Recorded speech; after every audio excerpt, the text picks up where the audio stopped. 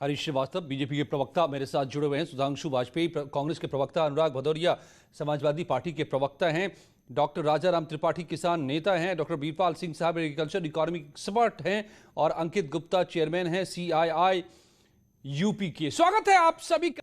तो supreme court ने तो कह दिया कि यूं ऐसे बात बंद करके बात नहीं बनने वाली, बात तो करनी होगी और बात बनेगी तभी जब बात होगी। लेकिन बात रोक किसने रखी है, क्यों रोक रखी है? किसान और सरकार तो बात कर रहे थे, ये बीच में कौन लोग आए? वो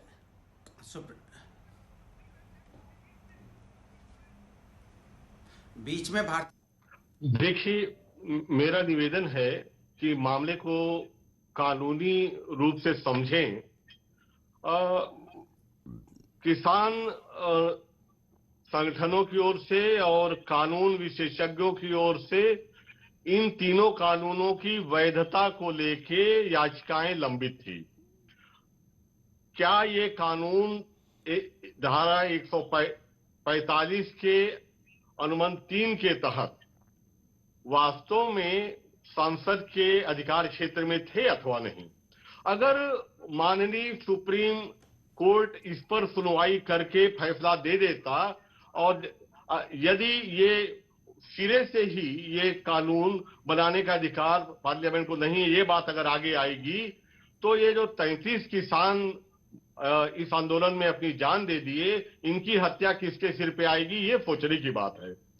और 22 दिनों से जो किसान बैठे हुए हैं, माननीय संवैधानिक संस्था सर्वोच्च है, हमें उम्मीद थी कि ये सो मोटो इसके संज्ञान लेके किसानों को कोई राहत देंगे। मैं पूरे उनकी सम्मान के साथ ये कहना चाहूंगा कि सारी संवैधानिक संस्थाएं देश के जनता जनार्दन के प्रति उत्तरदायी होती हैं। नहीं, डॉक्टर राजाराम त्रिपाठी जी, आप मुझे लग रहा है कि आप ये कहना चाह रहे हैं कि सुप्रीम कोर्ट ने वो बात नहीं की जो आप बात सुनना चाहते थे। यही बात आप सरकार के लिए कह रहे हैं कि सरकार वो बात नहीं कर रही है जो आप सुनना चाहते हैं। सवाल यह है कि आप भी सुनेंगे किसी की, आप भी सुनेंगे सरकार की, आप भी सुनेंगे सुप्रीम कोर्ट की। सुप्रीम कोर्ट ने साफ कहा है कि भाई बात तो करिए, तब तो बात समझ में आएगी एक दूसरे की। ये बातचीत रुकी क्यों, ये बात समझ में नहीं आ रही है मेरी। तो मैं बताना चाहूंगा, 7 बार किसान संगठन बात करने गए। सरकार केवल बातचीत करने का ढोंग करती है, दिखावा करती है, कैसे शो कर रही है। राजाराम त्रिपाठी जी, कैसे ये बात बताइए? नहीं, कैसे वो क्यों नहीं दे देती? राजाराम जी, इसको साफ कीजिए आप प्लीज, क्योंकि 22 दिन से यही बहस चल रही है, पूरा देश ठप पड़ा हुआ है, राजधानी ठप पड़ी है। आप ये बताइए कि कैसे ढोंग कर रही है, क्या ढोंग कर रही है? क्योंकि मैं जो जानता हूं, सरकार सामने खड़ी है, सरकार बता रही है कि आपने कहा एक ही बात पे, आखिर में सारी बातें मान चुकी है सरकार कि MSP की गारंटी, आज तक इस देश में गारंटी नहीं है। आज भी सरकार कह रही है कि हम लिख कर दे रहे, चलिए, आज तक तो नहीं थी कोई गारंटी, ना कोई आश्वासन था, हम लिखित दे रहे हैं कि MSP बनी रहेगी। ढोंग कैसे है, अब आप समझाइए। प्रधानमंत्री जी, कृषि मंत्री जी कहते हैं कि MSP है, MSP थी, MSP रहेगी, भूत भविष्य वर्तमान की बात करते हैं। तो ये जवारी जमा खर्चा से काम नहीं चलने वाला। आप अरे लिख के तो देने को तैयार है सरकार। कानून भी तो जवारी जमा खर्चा से चल सकते थे। और मैं कह रहा हूं, ऑर्डिनेंस क्यों नहीं ला रहे हैं, इसको वैधानिक क्यों नहीं बना रहे हैं? नहीं, आज तक है क्या? बोझ सरकार के कंधे पे भी नहीं आता। मिनिमम सपोर्ट प्राइस मांग रहे हैं, मिनिमम सपोर्ट प्राइस मांग रहे हैं, मैक्सिमम प्राइस नहीं मांग रहे हम। राजाराम जी, क्या आज तक MSP की गारंटी थी क्या? कानून कहना चाह रहा हूं राजाराम जी, मैं समझना चाहता हूं, क्या MSP की गारंटी? कानूनों को भी सरकार ने नहीं मांगा था। नहीं, आज तक MSP की गारंटी थी क्या?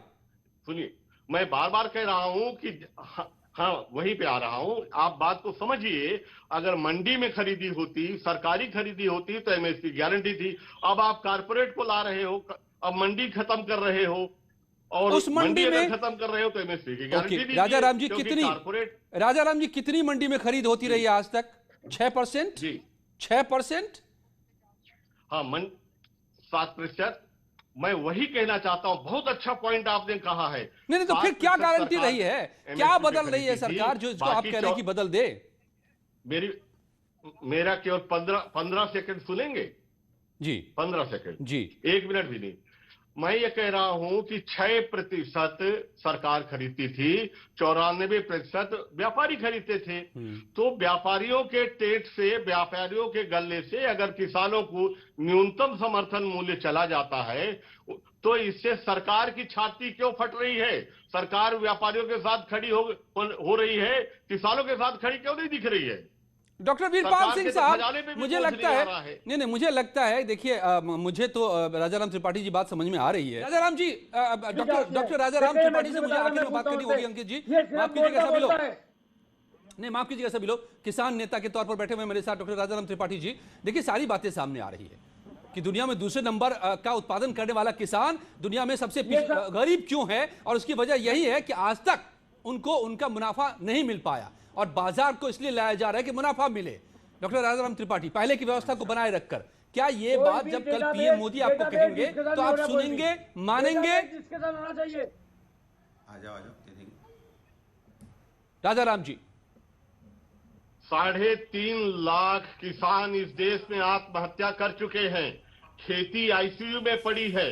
यही तो हम भी कह रहे हैं, यही अंकित गुप्ता कह रहे हैं, यही डॉक्टर वीरपाल सिंह कह रहे हैं, उसी का इलाज कह रहे हैं कि सरकार हम दे रहे हैं। ये जो इलाज है ना, उस किसान का किडनी और लीवर बेचने का इलाज है। ये कैसे? ये है आपका कानून, और जिससे मैं बहस करने को तैयार हूं। कैसे सर? कंडिका क्रमांक 3 चैप्टर पॉइंट 3 आर्टिकल 2 पढ़िए, उसमें लिखा है कि सस्ते में लिखा हुआ है स्पष्ट शब्दों में अंग्रेजी में, ये रखा है। अपने खेत में मजदूर बन जाएंगे, यही तो करना चाहते हैं आप। और क्या करना चाहते हैं? बीएसएनएल के साथ क्या हुआ? जो बीएसएनएल के साथ हुआ वही मॉडल। डॉक्टर वीरपाल सिंह, समय खत्म हो रहा है। डॉक्टर वीरपाल सिंह, समय खत्म हो रहा है। लग रहा है अभी भी कि बहुत सारी बातों में बहुत सारा फासला है। जो दोनों पक्ष हैं बिल्कुल अपने अपने छोर पर हैं। एक्सपर्ट, इंडस्ट्रियलिस्ट ये बता रहे हैं कि आज तक किसानों की जो बदहाली है हिंदुस्तान में वो दूर होगी, उसका इलाज है ये बिल, ये कानून। वहीं पर विपक्षी दल कह रहे हैं कि ये किसानों को लूटने की कवायद है। बात कैसे बनेगी और ये बात होगी कैसे, देखना होगा। कल जब प्रधानमंत्री मोदी सामने आएंगे तो कैसे वे इस भ्रम जाल को तोड़ेंगे, और क्या किसान मानेंगे या फिर सुप्रीम कोर्ट को ही तय करना पड़ेगा। धन्यवाद आप सबका मेरे साथ जुड़ने के लिए इस महाबहस में, और अनुभव के साथ अब इस वक्त की खबर।